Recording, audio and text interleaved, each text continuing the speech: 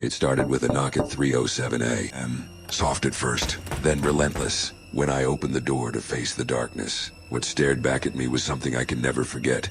And one day, it will find me again. It was supposed to be just another night in my quiet, small-town home. I work late hours at a 24/7 diner, so I often get back around 2:30 a.m. Exhausted but too wired to sleep right away. My routine usually involves unwinding with a cold beer and some mindless TV until I feel the drowsiness kick in. But that night, something different happened. Something that still makes my skin crawl every time I think about it. It was exactly 3:07 a.m. when I heard the first knock. It was soft, almost polite, like someone was testing the waters to see if anyone was home. My initial thought was that it was probably one of my neighbors needing something, maybe even drunk and at the wrong door. But when I looked through the peephole, there was no one there. Just the dark, empty street, illuminated by the occasional flicker of the old street lamp out front. I waited a moment, expecting another knock, but the silence that followed was suffocating. I shook it off, blaming it on my overactive imagination fueled by sleep deprivation. Just as I sat back down on the couch, the knock came again, this time louder and more insistent. I jumped to my feet, the hairs on the back of my neck standing on end. I don't scare easily, but something about this felt off. I checked the peephole again, my heart pounding in my chest. Still nothing. The street was completely deserted. But then, I noticed something, a shadow. It was faint, barely visible, but definitely there, standing just out of the range of the streetlight. I couldn't make out any features, just a dark silhouette. I called out, asking who was there, but got no response. Just the stillness of the night. I decided to open the door, just a crack, to get a better look. As soon as the door was ajar, a gust of cold air rushed in, making me shiver. The shadow was gone. I stepped out onto the porch, looking around, but there was no sign of anyone. The street was completely silent, save for the rustling of leaves in the wind.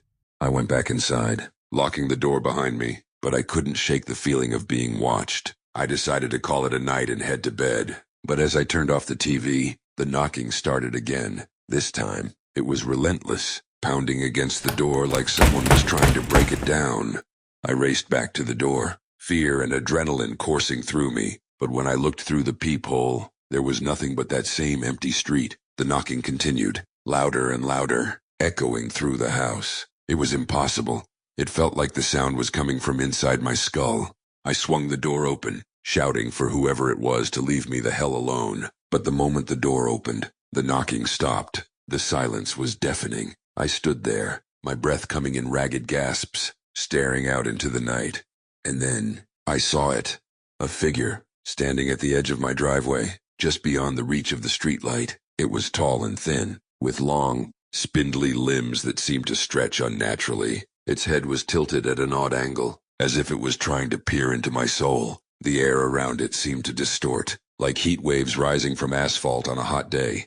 I was frozen in place, unable to move or even blink. The figure slowly raised one of its long arms and pointed directly at me. I felt a sudden, overwhelming urge to run, but my legs wouldn't cooperate. It started to move toward me, its limbs bending and twisting in ways that defied logic.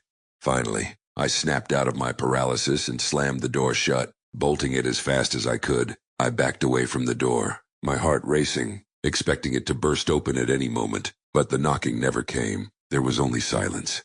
I didn't sleep that night. I Saturday in the corner of my bedroom with a baseball bat clutched in my hands, waiting for something, anything. But the figure never returned. When the sun finally rose, I cautiously opened the door and stepped outside. The street was as it always was, quiet and empty, with no sign of the figure.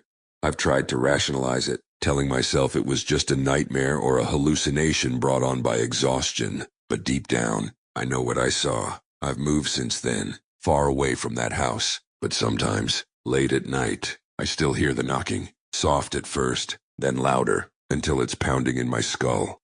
And I know, one day, I won't be able to resist opening that door again.